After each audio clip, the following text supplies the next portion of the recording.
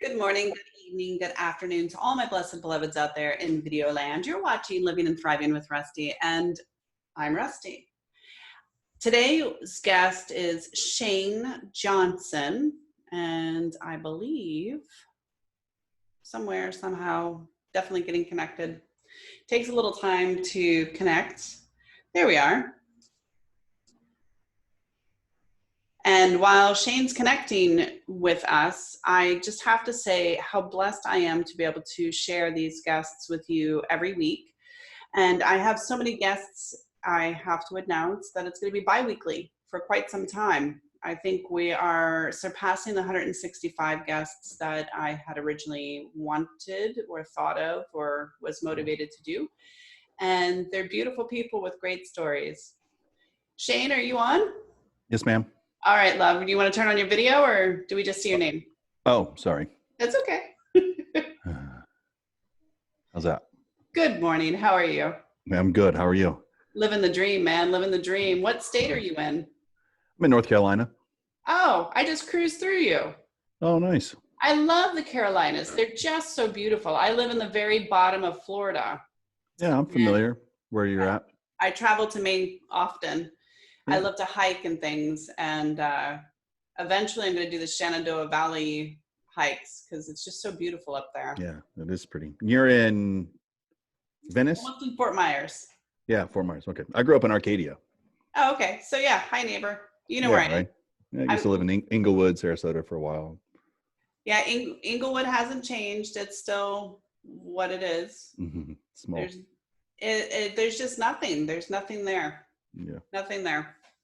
Anyway, so Shane, who are you? What do you do, and what makes you you? Well, first I'm a dad. That's my superhero superpower. So that's my first job. But to the general public, I guess I'm a motivational speaker, best-selling author, philanthropist, mortgage guy, and an athlete. So just kind of depends on the day and what topic and what I'm focusing on. And what makes me me. I just am willing to do whatever it takes to go wherever I need to go and be the best person that I can be every day for my opportunity at second chance at life. So that's what makes me. All right. So do dish, because I lovingly say that God's put me back in the ocean. If you're a fisherman, you get my drift. I'm too small, so I keep getting thrown back. Why were you thrown back? Early in the probably 2000s, I was stationed in Camp Pendleton, California, in the Marine Corps. And as I was, wrapping up with the unit I was with, I had a weekend off. I come off the back of the base, and I was hit by some gang members at 45 miles an hour off my motorcycle. And I caught the corner of a brick house at 45 miles an hour, broke my entire chest. Basically, I broke every major bone and cut every major organ in my upper torso. They robbed me, beat me, left me for dead. And then I walked 2 blocks to a fire station, taking one full breath every minute, bleeding out. And then I ended up flatlining out 3 times, died and came back the 3rd time and had the opportunity to, keep on going and get my second chance, or 3rd or 4th or whatever the number that was. Yeah, exactly right. So, wow. You were finishing up with the Marine Corps. Thank you for your service. And some jackass took you out and robbed you and left you for dead. That's powerful. That's very powerful in itself. But larger than that, having the balls to get up and walk or crawl or drag what is left of you to the closest emergency space, good for you. Somebody was definitely watching out for you.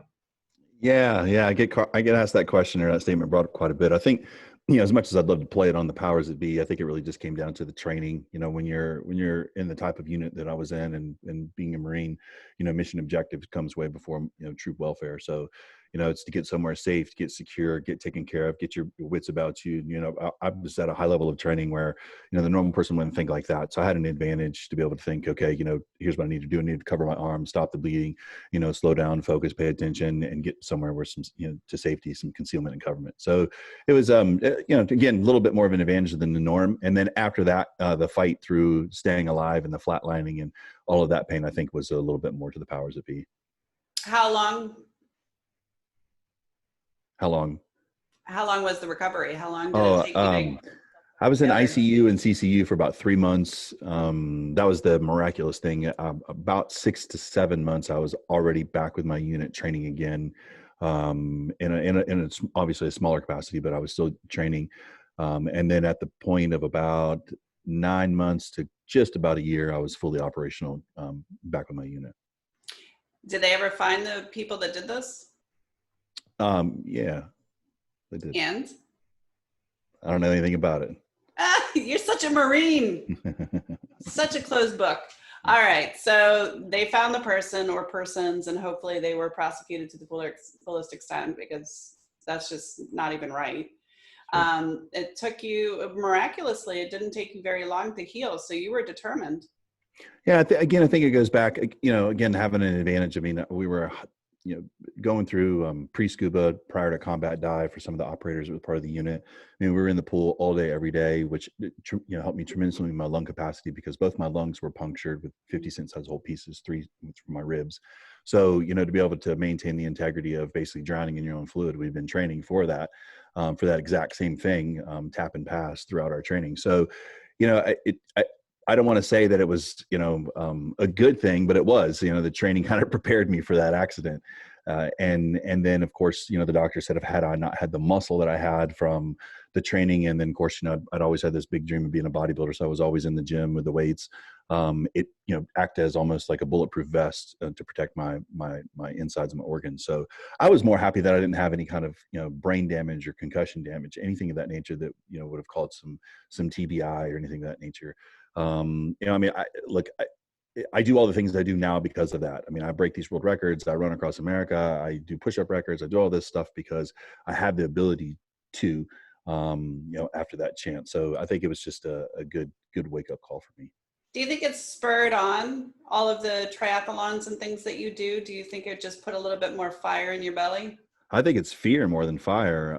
If you've ever been close to death or died, you really start to appreciate the things that are out in the real world. The smile of my daughter, the laughter in the background, the new things that happen to her experiences, are a blessing. I think in general, as people, we are some very, very negative people. We find the negative in every single thing, and we plan. I mean, in media, negativity travels like 100 times faster than something positive. So, I think it's just in our nature to just focus on what is wrong versus what is right. And when you've been so close to death, I think, yeah, I understand there's a utopia on the other side, and you can call it whatever you want to call it and label it, name and put a religion on it for you to be able to, understand the concept of humans. But ultimately, I know that, everything's going to be great when it's done. So I'm more scared of missing out on some cool opportunity that the world can provide now. And those challenges allow me to kind of taste that fear, pushing myself. When you do 16,500 push-ups for 12 hours and your body starts to shut down, and you realize that, you're going far more than a normal person doing a workout. It's just a little bit of a high to get a little closer to that experience of when I died, to keep that realization to when I'm done here tomorrow, appreciate the things that I've been given, appreciate that crisp air on fall, that wonderful spring flower, the connection you make with a human, all of those things, because though there is a utopia on the other side, it'd be a shame to not appreciate everything you got right in front of your face. How old's your daughter? She's 6. Ooh, you're getting into the sassy age. Yeah. Sassy pants. She's good. Mine just turned 16, and it's a blink of an eye. It goes by so freaking Yeah, I pay attention to that. That's one thing I think I will say I give myself a pat on the back for, because of that experience and things I've been through. I am very, very in tune with the moment. She's got recital tomorrow, and we got rehearsal, her very first recital for dance and ballet, and I'm excited. I'm like, this is gonna be great, and it's fun. These are important moments, and I think it's important to be able to share that experience, because I could have never had her, and I could have never been here. So I'm grateful. Yeah, absolutely. Gratitude is a beautiful thing. So let's talk a little bit about like the Neanderthal brain. I think a lot of what people do is try to preserve themselves, and I think fear and anxiety and things like that come from a place of caveman times where, if it hurts, we won't do it again, because now we're afraid and we're preserving the little that we have. And that still carries out today in 2021, which is bizarre to me, but we are human. when you went through this accident and then you started doing all of these triathlons, which is amazing, do you think that fear-based stuff that you mentioned is really kind of a caveman like preservation of self? No, I don't think so. I think for me, it's a combination thing. It's never just, when people ask you questions, they always think there's one answer to it. I think there's like a lot of different answers depending on the scenario. I mean, one part of it is selfish. I'm selfish because I want to feel alive. I want to push myself past those limits. I mean, you don't become a Marine part of the 0.001% and not have a little bit of selfishness to you because you've been at such a high level at such a young age. That's a hard high to chase later on in life. If you're not doing it through drugs or alcohol. So, if you're trying to live the straight and straight, it's a little more challenging. So you have to push yourself to kind of feel like you're alive.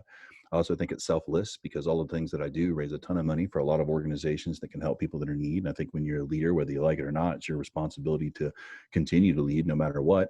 I say it all the time. I just had a conversation yesterday, I don't want to do this. I don't want to be this leader, but, someone said to me, but that's who you are, and yeah, you're right. You have to. So I think it's that part. I think at the same time too, we purchase pleasure for our inability to endure pain.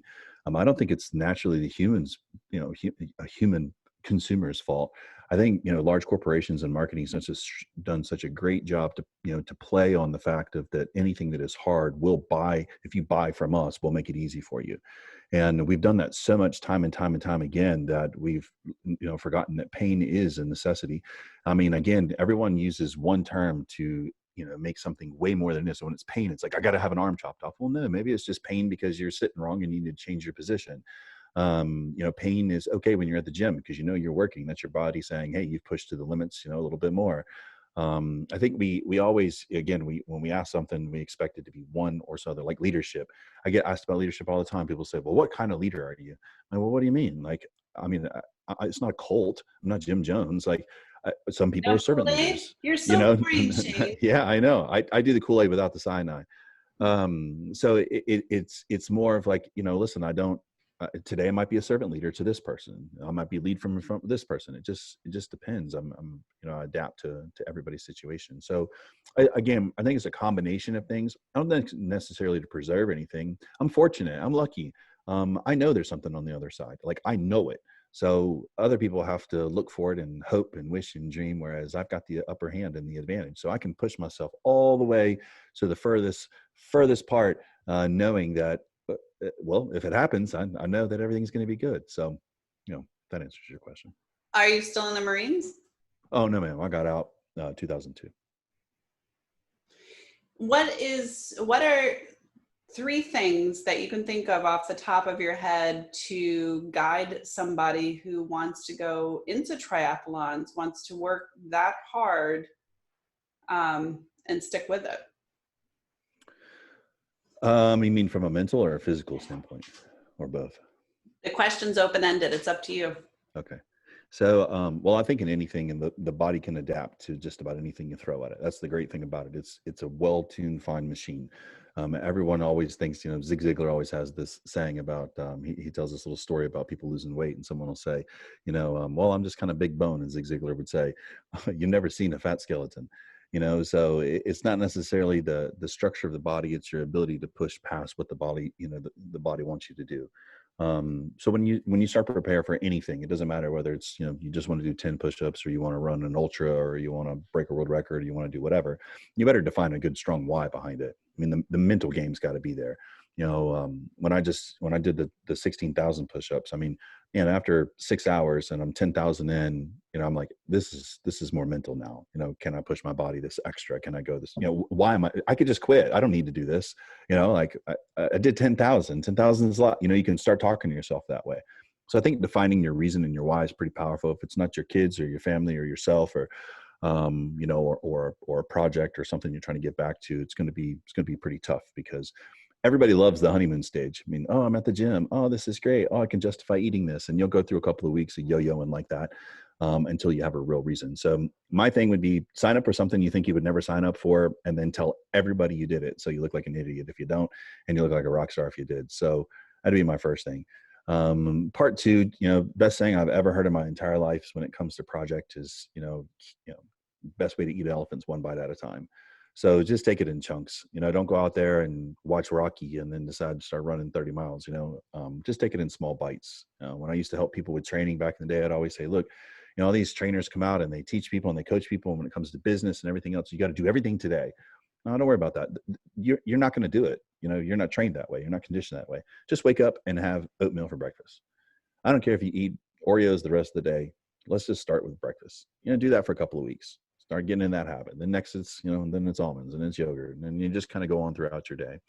And I really think the third thing is, find somebody who empowers you. Do it from a position of strength, though, not a position of weakness. So surround yourself with, rising tides raise all ships. So get it right around the right people who encourage you, people who maybe want to do it with you. It's always good to have that human connection from a positive standpoint. If you're sitting around someone and they're, well, I don't know, and they're second guessing, that's not the type of person I'm talking about. Get it around somebody who's either better than you, right? Or who has the mental focus more than you. So you can kind of push yourself a little bit more. But again, position of strength, not position of weakness. That'd be the three things I'd focus on. I love the fact that you have taken all of your lessons in such depth where it is true, you have to take a small bite at a time.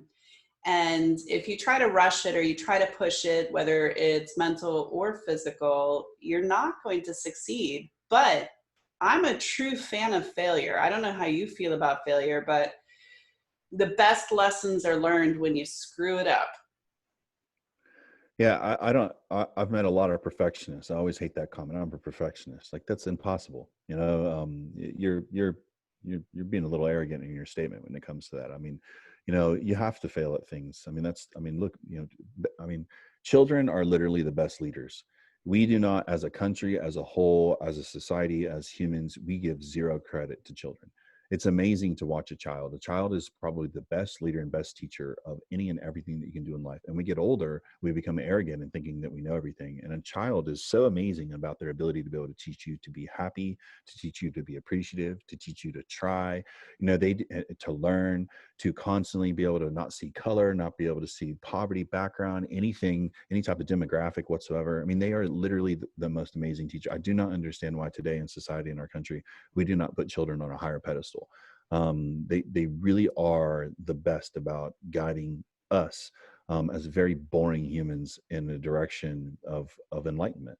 They're pure. I don't think it's profitable to appreciate unconditional love. And that's what children bring to the table is openness, amazement, wonder, both different, and unconditional love. And that's not profitable. Yeah, I mean, no, you're right. I mean, again, these companies, if you ever been, you're a Florida person, so, you go to Disney and, if you ever walk into Disney and you watch from the experience, right? They always talk about the experience. When you go through the experience, it's amazing to watch from start to finish how the experience is and how they maintain the integrity of that. And you start to feel like a kid again. And I think, again, as a whole, if we could focus a little bit more on that, we'd be able to achieve more things. So I'm a big believer in the component of, paying attention to children in the capacity of appreciating how much they appreciate the moment and their ability to learn and to continue to persevere. So, I mean, if you can channel that and watch that and pay attention to that, I think you'll be able to do some great things. Well, and it's bringing you back too out of your minds. I think we get into a mind space where all of a sudden we have these responsibilities or dreams, goals, whatever it is that we adultize. Not technically a word, but it's a Rustieism for the day. And when you watch a child, if you're sitting at a park or a playground and you watch them and they're just unconditional in everything they do and they bounce and they bust their face on the slide and they cry and they're like, okay, I'm good. I'm going to go and, do the slide again. There's a beauty to that we somehow hide or unwire from our being. And I think you're right. I think we would benefit as a society to be a little bit more unconditional. Yeah, some of your speakers and teachers will say it starts to happen in high school. When you start to develop cliques and groups, and it starts to become more concerned about your aesthetics and how you look and what you do versus just living life to live life and kind of enjoy it. And then as humans, it gets to be more and more, because again, it goes back to actually what you said, is it's not profitable. It's marketing to look a different way, to wear a certain type of clothing, to be in a different type of demographic, to have a certain type of amount of money. And it starts to change a lot of things. And I think it's important for us to, maintain the integrity of that. Again, you're talking about changing the world, which is a pretty big undertaking. But I think for this conversation, for those that are listening and those that are paying attention, if you're a parent, just take that second to kind of go in that mind of meditation, look at your little one running around if you've got them, and just watch them in the moment and just appreciate that moment. And if you can do that, I promise you, you might get a small little light of what it's like to start focusing on yourself. And maybe something good will happen out of it. I believe I am changing the world, Shane. It's one interview at a time. It's one listener at a time. It's one guest at a time. And it's, I do believe that I'm making a ripple. Absolutely. So out of everything in your short time circling this planet, what do you recommend people to do with their lives currently? I mean, you've had such an exploration with your own journey. What advice do you give in our few minutes left? Just love yourself. It's okay. I mean, I think the number one thing I meet when I talk to people and speak and do everything is just their lack of security. They're so insecure in how they look, who they are, what they think, their decisions, everything. I mean, man, it's going to be all right. So, love yourself, appreciate who you are, stand up, roll your shoulders back, smile, be straight, take the time to appreciate things, and tell somebody you love them. Again, I'm pretty big on the parent kick. So I usually always say, listen, if you're listening and you've got a kid, no matter what age, take a second to reach out, call them or see them or look at them and go, I love you and I'm proud of you. It'll go a long ways. It'll eliminate a lot of things I've seen across this country, running across it and dealing with homelessness and drug abuse and domestic violence. It always usually comes back to the fact that the parents never took the time to make them important. They took the time to say that, well, monetary gain is important or my career is important. And though those things are very important, they're right up there with oxygen. They're pretty important. You got to have money to make the world go around. The biggest asset that you can ever get that is not tangible is the ability to be able to encourage your child to be an amazing person. Otherwise, they're just going to keep looking forward in superheroes. And superheroes are developed by companies who make money. And the number one superhero is mom and dad, no matter what direction you go in. So if they could kind of, pay attention to that. All right. You froze, my friend. All right. Well, Shane has frozen, but if he unfreezes, hey, you unfroze. Yay, look at you. All right. So where do we find more information about you? And did you write a book? I don't remember. I have. I've written 4. So you can find me at the websites, TShaneInspires.com. And on all my social media, it's at TShane Johnson. And of course, there you'll see all of my books and all of my speaking, coaching, all that fun stuff. Yay. All right. So Shane, thank you for everything that you've done. And thank you for spending time with me today, and enjoy Carolina. Oh my God, it's so beautiful right now.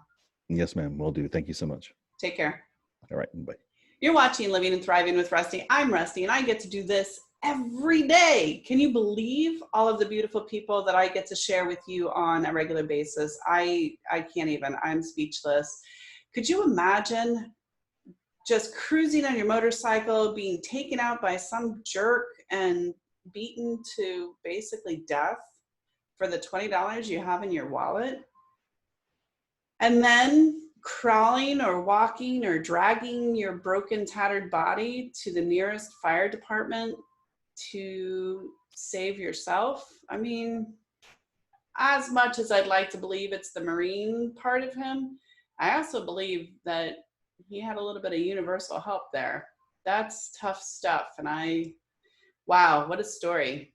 If you want to find out more information, his links are below. And know that you're beautiful, know that I love you, and do something kind, and, drive slower. Try not to rob anybody. we got to move past all of that violence and negativity. We really do. And if you get a chance to go to a playground and watch the kids, I'm telling you, you will giggle so hard, and it will bring you back to good times when you were little and you were fearless and unconditional and loving. Until next time.